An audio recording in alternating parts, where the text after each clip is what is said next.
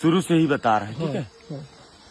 मार्कंडे ऋषि जी थे जिन्होंने यह माता नर्मदा का परिक्रमा उठाया था। उन्होंने जल हाथ में रख करके संकल्प लिया कि हे माते, दोनों टाइम आपकी घाट की आरती करूंगा, एक टाइम भोजन करूंगा, जहां संध्या हो जाएगी मैं वहां विश्राम करूंगा। ऐसा बोल करके उन्होंने पूरा परिक्रमा किया। 3 साल 3 महीना 13 दिन लगाए उन्होंने अपने परिक्रमा में। जगह जगह उनकी तपस्थली बनी। 3 साल 3 महीना 13 दिन। तभी मार्कंडे ऋषि जी ने ऐसा कहा कि मैं मार्कंडे ऋषि माता नर्मदा का परिक्रमा सबसे पहले कर चुका हूँ। जब उनको सबसे पहले करने का अहंकार हुआ तो मैया का नाम है नर्मदा। नर्मदे हर। नर का मतलब होता है एक मनुष्य, मत का मतलब उसका अहंकार, और हर का मतलब हरने वाली। नर के मद को हरने वाली। मार्कंडे ऋषि जी का अहंकार टूटा। मार्कंडे ऋषि जी खंडित हुए। जब उनको ये प्रतीत हुआ कि अब माता नर्मदा का परिक्रमा तो कोई नहीं कर पाएगा, इसके कारण उनको वो दूसरी बार कोशिश किए। जल लिया हाथ में और बोला, हे मैया, दोनों टाइम आपके घाट की आरती करूंगा, एक टाइम भोजन करूंगा, और जो मुझसे इतनी बड़ी भूल हुई, इतनी बड़ी गलती हुई, मेरा जो अहंकार था, उसके प्रायश्चित के लिए आपके दोनों तटों में हजारों नदी नालों का संगम है। मैं किसी भी नदी नालों को नहीं छोड़ूंगा। उन्होंने सभी का परिक्रमा किया, किसी नदी नालों को नहीं छोड़ा। 27 वर्ष लगे थे उनकी परिक्रमा में, 27 वर्ष।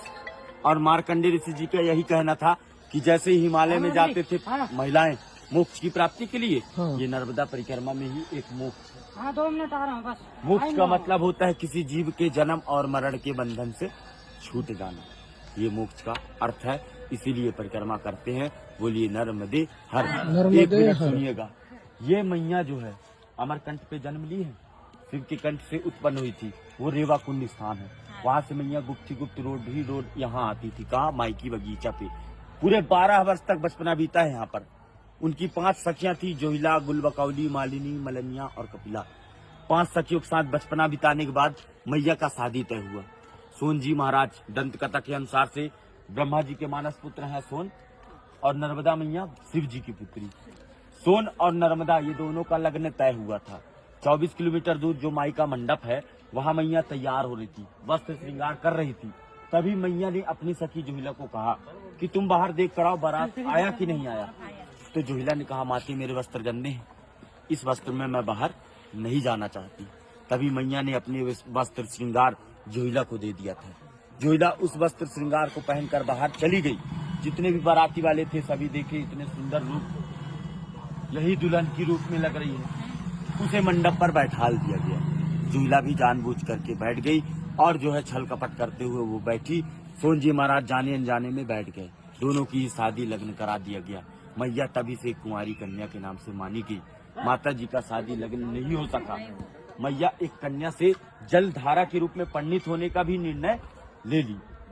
और जब वो जलधारा बनती है तो अमरकंठ पे माता जी का मस्तक है, नाभि कुंड पे, नेमावर पे नाभि कुंड है, और चरण समुद्र में है। इस नदी का परिक्रमा आप इसलिए एक ही नदी का परिक्रमा किया जाता है, नर्मदा नदी, जो कि गंगा, जमुना, सरस्वती माता आपकी सभी से सर्वश्रेष्ठ है।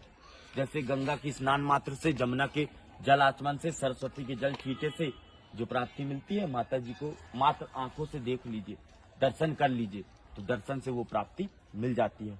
बोलिए नर्मदे नर्मदे। आप यही रास्ता है ना कहते? नर्मदे हर बाबा, नर्मदे हर। बढ़िया, आपको अच्छा लगा? बहुत बहुत। बाबाजींनी आपल्याला ऐसा दीजिएगा कि हम देख लीजिए। नर्मदे नर्मदे हर। बाबाजींनी आपल्याला खूप छान माहिती दिली, जी आपल्याला माहित सुद्धा नव्हती।